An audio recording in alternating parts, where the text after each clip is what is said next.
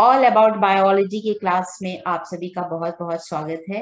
आज का टॉपिक है केमिकल इवोल्यूशन एंड इस टॉपिक की शुरुआत हम करेंगे क्वेश्चन के साथ। पहला क्वेश्चन है, what did acyl Miller observe in his experimental setup. और आपके ऑप्शंस हैं formation of sugar and nitrogen bases, formation of amino acids, formation of pigments, formation of fats.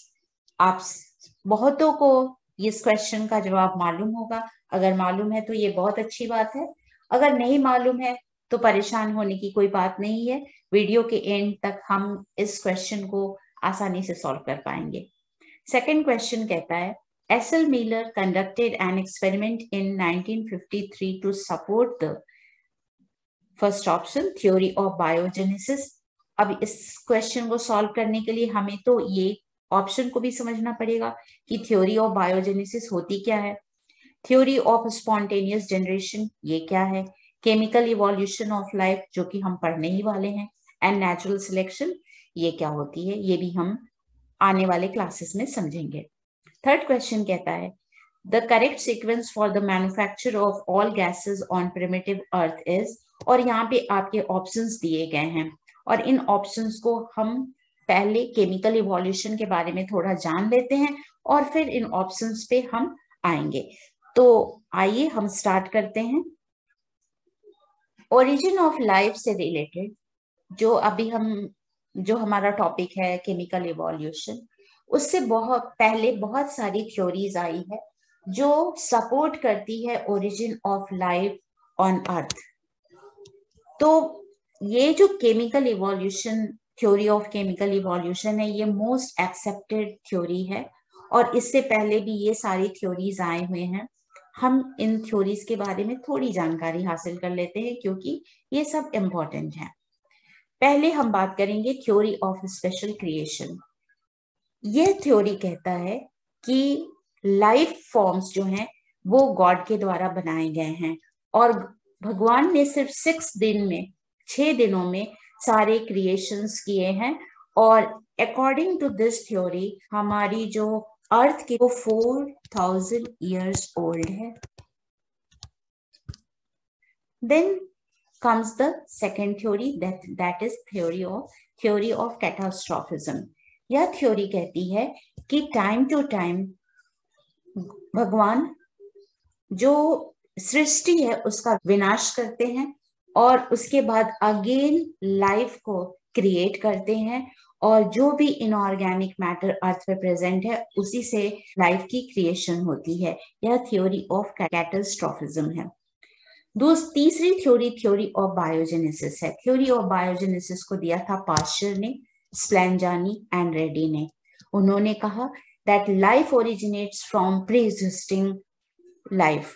और लेकिन यहाँ पे इन्होंने ये तो बता दिया कि लाइफ जो है वो ओरिजिन हो रही है प्री एग्जिस्टिंग लाइफ से, लेकिन इन्होंने ये नहीं बताया कि प्री एग्जिस्टिंग लाइफ जो थी वो कहाँ से आई। तो यह थ्योरी भी ओरिजिन ऑफ लाइफ को एक्सप्लेन नहीं कर पाया। Then came cosmozoic theory. Cosmozoic theory यह कहती है कि धरती पे लाइफ फॉर्म क्रिएट हुए हैं जो दूसरे प्लैनेट, जो यूनिवर्स में कहीं दूर में कोई प्लैनेट है और उस प्लैनेट से लाइफ फॉर्म अर्थ पर आए हैं इन the form of seeds, spores, sperms and इस तरह से लाइफ ओरिजिनेट हुई है अर्थ के ऊपर। Then came theory of spontaneous generation. यह थ्योरी कहती है कि life originates from inorganic matter. Inorganic matter इन्होंने कैसे कहा, तो एंशिएंट टाइम में जो नाइल रिवर के मड से frogs, toads, snakes, cockroaches, crocodiles जो अपीयर हुए तो उन्हें लगा कि ये इनऑर्गेनिक मैटर से ही लिविंग फॉर्म ओरिजिनेट हुए हैं और उन्होंने ये थ्योरी दे दिया spontaneous creation, theory of spontaneous creation, जो कि बाद में बाद में ये थ्योरी भी रिजेक्ट हो गई। ये सारे थ्योरी रिजेक्ट हो गए हैं लेकिन ये कॉस्मोजोइक थ्योरी जो है, कॉस्मोजोइक थ्योरी अभी भी बहुत ही इंट्रिगिंग है। लोग इस पे काम कर रहे हैं और जानने की कोशिश कर रहे हैं। अब हम आ जाते हैं हमारे टॉपिक पर, जो है chemical theory of evolution. Chemical theory of evolution को दिया था ओपेरिन एंड हाल्डेन ने।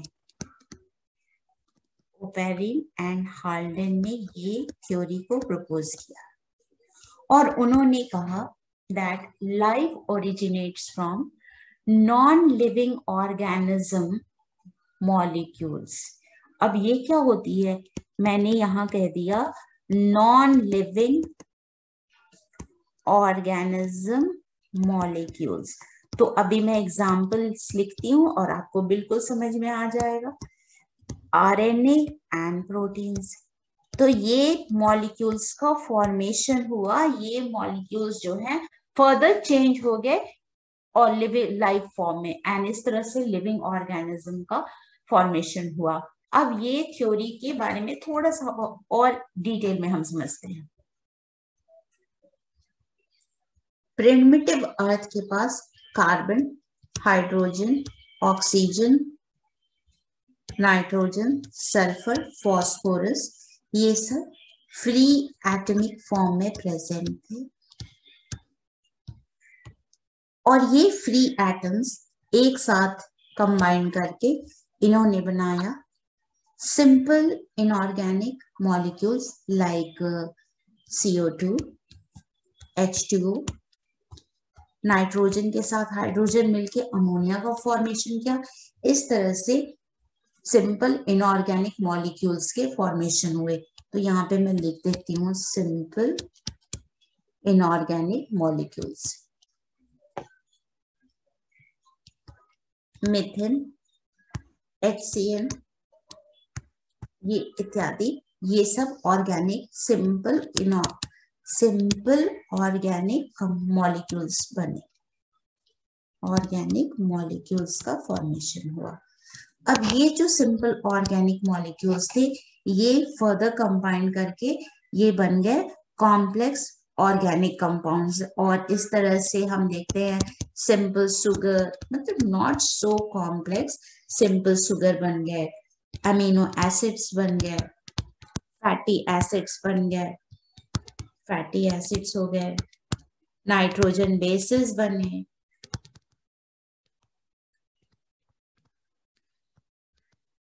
ये हो गए सिंपल ऑर्गेनिक मॉलिक्यूल्स बन गए।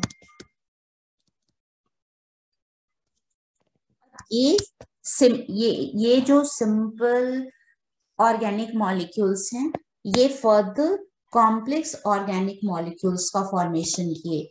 जैसे कार्बोहाइड्रेट्स का फॉर्मेशन हुआ, कार्बोहाइड्रेट्स बने, प्रोटीन्स का फॉर्मेशन हुआ, फैट बने, एंड न्यूक्लिक एसिड्स बने। न्यूक्लिक एसिड्स में RNA एंड DNA आ गए, और एंड देन लाइफ फॉर्म बने, लाइफ फॉर्म्स का अपीयरेंस हुआ। तो इस तरह से ये केमिकल इवोल्यूशन हुआ, एंड जिसे हम कीमोजेनी भी कहते हैं, कीमोजेनी भी कहा जाता है। अब ऐसा माना जाता है कि जिस समय ये सारे मॉलिक्यूल्स ट्रांसफॉर्म हो रहे थे एक दूसरे में, उस समय टोरेंशियल रेन जरूर हुई होगी। उस टोरेंशियल रेन की वजह से जो धरती पे, जो प्रिमिटिव अर्थ पे जो बड़े बड़े गड्ढे थे वो भरने लगे, और रेन वाटर में ये सारे मॉलिक्यूल्स डिसॉल्व होते गए। तो जो प्रिमिटिव ओशन में जो वाटर था, वो that water was rich in ammonia, methane, HCl, nitrites, carbides and various types of gases and elements भी उसमें डिसॉल्व थे। तो बेसिकली जो ओशन वाटर था वो एक तरह का सूप लाइक ब्रॉथ की तरह काम कर रहा था, जिसे कहा गया प्रीबायोटिक सूप।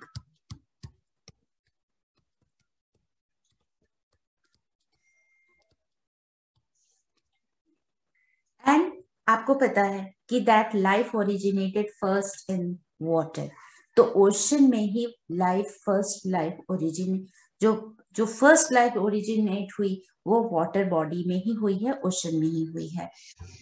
इन सारे पॉइंट्स को ओपरिन एंड हार्डन ने प्रपोज तो कर दिया, लेकिन उन्होंने एक्सपेरिमेंटली इन सभी पॉइंट्स को प्रूव करके नहीं दिखाया। तो इनके इस वर्क को, इनके इस एजम्पशन को प्रूव करके दिखाया यूरे एंड मिलर ने। यूरे प्रोफेसर थे और एसएल मिलर उनके स्टूडेंट थे, और उन्होंने इनके जो हाइपोथेसिस जो हम कहेंगे अभी केमिकल इवोल्यूशन के, उसको किस तरह से प्रूव किया है अब हम उसे देखते हैं। उन्होंने एक ऐसा सेटअप तैयार किया जिसमें कंडीशंस जो थे वो प्रिमिटिव अर्थ के सिमिलर थे, और उसके लिए उन्होंने एक स्पार्क चेम्बर यूज किया। एंड इस स्पार्क चेम्बर में उन्होंने मिक्सचर ऑफ गैसेस को लिया। मिक्सचर ऑफ गैसेस में ammonia, that is methane, ammonia and hydrogen थे, और उनका रेशियो जो था 2:1:2 था। और constant supply of water vapour के लिए उन्होंने दूसरा फ्लास्क लिया, और जिसमें बॉइलिंग वाटर प्रेजेंट थे। और इलेक्ट्रिक स्पार्क के लिए उन्होंने 2 इलेक्ट्रोड्स यूज किए जो 75,000 वोल्ट मिक्सचर को सप्लाई कर रहे थे। और ये एक्सपेरिमेंट को कंटिन्यू किया गया 18 डेज तक। और मिलर ने साथ में एक कंट्रोल सेटअप भी तैयार किया था, और जिसमें ये इलेक्ट्रोड्स जो हैं वो नहीं लगे हुए थे। It means that was devoid of energy source. 18 days के बाद उन्होंने देखा कि significant amount of organic molecules का फॉर्मेशन हुआ था। और वो ऑर्गेनिक कंपाउंड्स कौन से थे? वह थे glycine, alanine and spartic acid. ये सभी एमिनो एसिड्स हैं। और इस तरह से सिंपल ऑर्गेनिक कंपाउंड्स का फॉर्मेशन हुआ, and further complex organic compounds बने, कॉम्प्लेक्स ऑर्गेनिक कंपाउंड्स बने, एंड कॉम्प्लेक्स ऑर्गेनिक कंपाउंड से लाइफ फॉर्म ओरिजिनेट हुआ।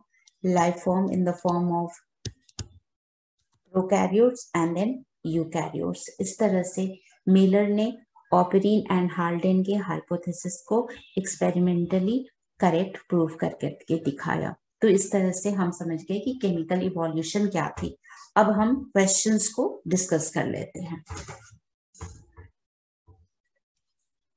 पहला क्वेश्चन है, what did S L Miller observe in his experimental setup? Options है formation of sugar nitrogenous bases, जो कि गलत है।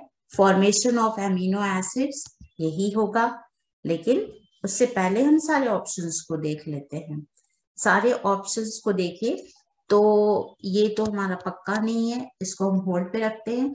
फॉर्मेशन ऑफ पिगमेंट्स बिल्कुल नहीं, फॉर्मेशन ऑफ फैट्स बिल्कुल नहीं। अभी हमने जस्ट देखा कि मिलर ने एक्सपेरिमेंट किया, उसके एंड में उससे सिंपल ऑर्गेनिक कंपाउंड्स मिले और वो एमिनो एसिड्स थे, तो ये ऑप्शन सही हो गया। Second option, S L Miller conducted an experiment in 1953 to support the, उसने ओपरिन एंड हाल्डेन के ही हाइपोथेसिस को प्रूव करने की कोशिश की थी, जो कि केमिकल इवोल्यूशन ऑफ लाइफ थी। तो हमारा ऑप्शन सी हो जाएगा। बायोजेनेसिस बिल्कुल नहीं, क्योंकि ये जो है बायोजेनेसिस मतलब that life originates from pre existing life, ये नहीं।